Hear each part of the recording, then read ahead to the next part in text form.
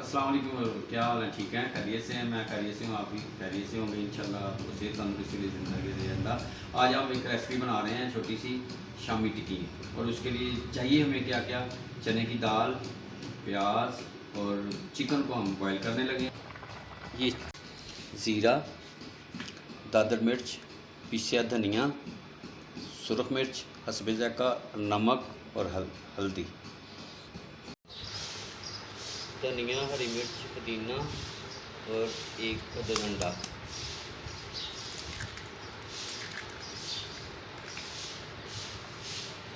पीसा धनिया 1 चम्मच, हल्दी आधा चम्मच,